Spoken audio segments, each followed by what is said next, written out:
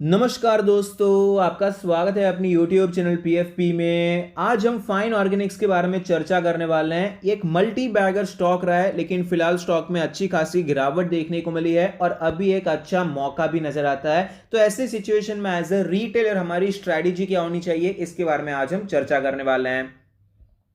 सबसे पहले कंपनी के फाइनेंशियल ट्रेंड पर नजर डाल देते हैं। रेवेन्यू प्रॉफिट कंटिन्यूसली ऊपर जा रहा है। 2022 में ऑल टाइम हाई रेवेन्यू और प्रॉफिट दिखाई पड़ता है, जो कि क्लियरली बहुत ही अच्छी बात है। तो फाइनेंशियल ट्रेंड तो हेल्दी नजर आता है। रिटर्न रेशियोज के बारे में बात करें, ROE 27% है, ROC 36% है, ROA 21% है। पिछले साल के मुकाबले आपको ये इंप्रूव होते हुए नजर आते हैं, जो कि क्लियरली काफी अच्छी बात हो जाती है। तो रिटर्न रेशियोज तो अच्छे हैं।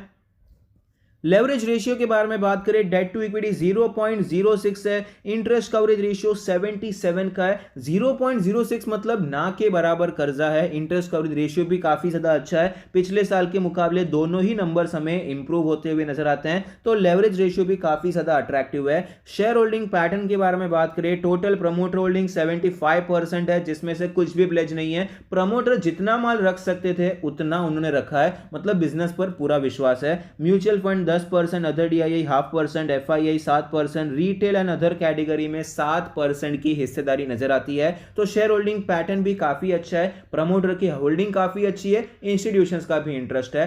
रीसेंट ट्रेंड के बारे में बात करें, म्यूचुअल फंड काफी ज्यादा स्टेबल है। अदर DII बेच रहे हैं, FII बेच रहे हैं, रिटेलर और अदर कैटेगरी खरीदते हुए नजर आते हैं। तो जो रीसेंट ट्रेंड है वहां पर थोड़े से नेगेटिव कंडीशंस नजर आते हैं।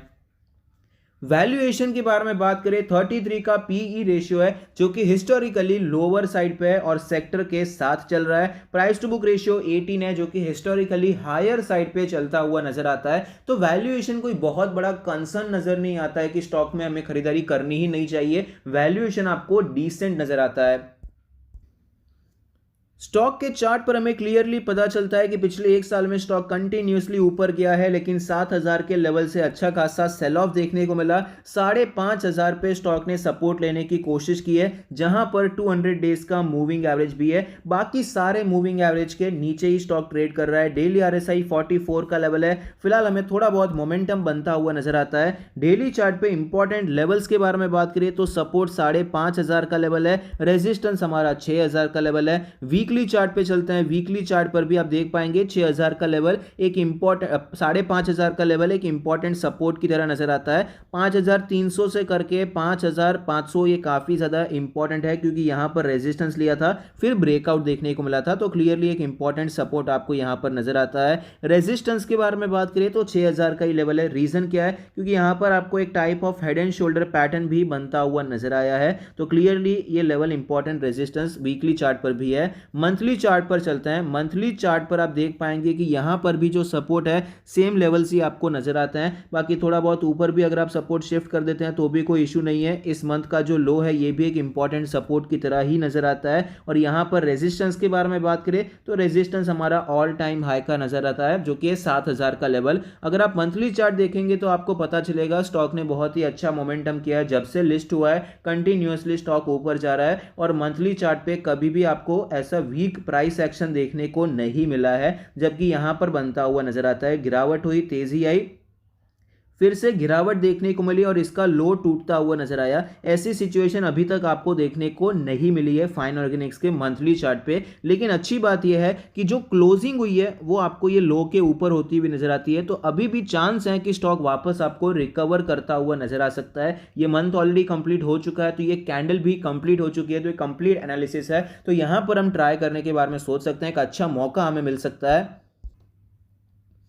क्योंकि कंपनी हमें फंडामेंटली अच्छी नजर आती है। फाइनेंशियल ट्रेंड काफी अच्छा नजर आता है, ग्रोथ काफी अच्छी है, कर्जा नहीं है कंपनी पे। और आपको यहां पर कर्जा है मतलब बहुत ही कम कर्जा है, नेग्लिजिबल कर्जा है। और शेयर होल्डिंग पैटर्न भी काफी अच्छा है और वैल्यूएशन भी महंगा नहीं है। तो इस हिसाब से ऐसे अच्छे, टेक्निकली भी काफी अच्छा है। तो यहां पर हम अटेम्प्ट करने के बारे में सोच सकते हैं कि अच्छा मौका हमें दिखाई पड़ता है, क्योंकि जो रिकवरी देखने को मिली है वो हमारे लिए एक अच्छा संकेत है। तो यहां पर किस प्रकार से काम करना है, अगर हम स्विंग ट्रेड करना चाहते हैं तो स्विंग ट्रेड हम ट्राई करेंगे 6,000 के ऊपर। एंट्री हमारी 6,000 के ऊपर ही रहने वाली है, चाहे वो स्विंग हो, पोजिशनल हो या फिर लॉन्ग लॉन्ग टर्म हो। यहां पर आप देख पाएंगे आपको एक ट्रेंड लाइन नजर आएगी, इस ट्रेंड लाइन का ब्रेकआउट तो तुरंत हो जाएगा, लेकिन 6000 रेजिस्टेंस है, इसलिए काम करना है तो 6000 के ऊपर ही करना है। 6000 के ऊपर हम खरीदारी कर सकते हैं, यहां पर स्टॉप लॉस रख सकते हैं। अप्रोक्सीमेटली हमारा 6500-600 का टारगेट हो सकता है।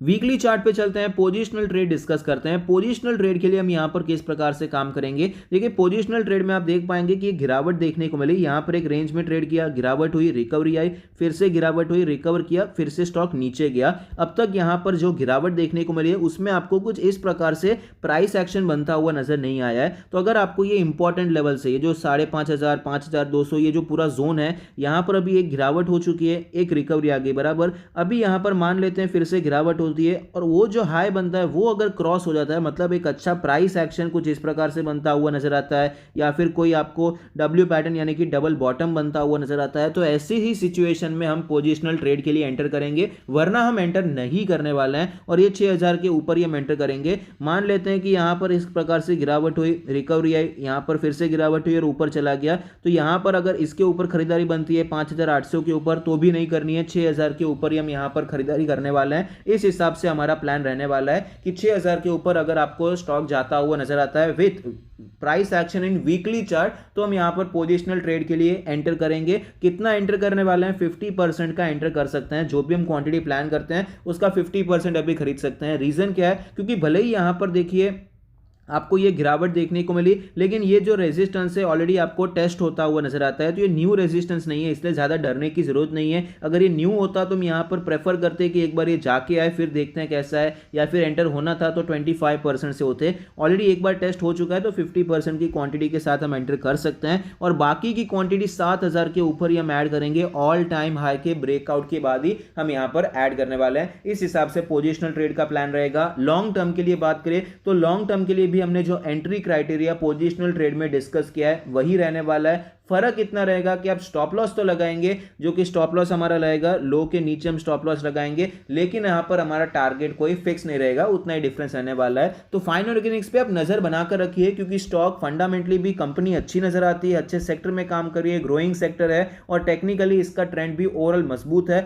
लेकिन यहां पर ये जो वीकनेस के संकेत देखने को मिले, यहां पर हायर लेवल से ब्रेकडाउन हुआ, फिर ये टेस्ट करके वापस नीचे आया। डेली चार्ट पे भी आपको ये हैवी सेल ऑफ नजर आते हैं, ये टेक्निकली थोड़ा सा वीक कर देते हैं। इसीलिए हमने यहां पर पोजिशनल ट्रेड में जो एंट्री क्राइटेरिया रखा है कि आपको वीकली चार्ट पे डब्ल्यू पैटर्न देखने को मिलना चाहिए, कोई प्राइस एक्शन मिलना चाहिए, तो यहां पर एक सेफ्टी क्वेश्चन मिल जाएगा, एक डबल कंफर्मेशन मिल जाएगा। इस हिसाब से हम काम करने वाले हैं। आई होप आपको ये वीडियो पसंद आता है, कुछ सीखने को मिलता है। Thank you, stay happy, happy investing.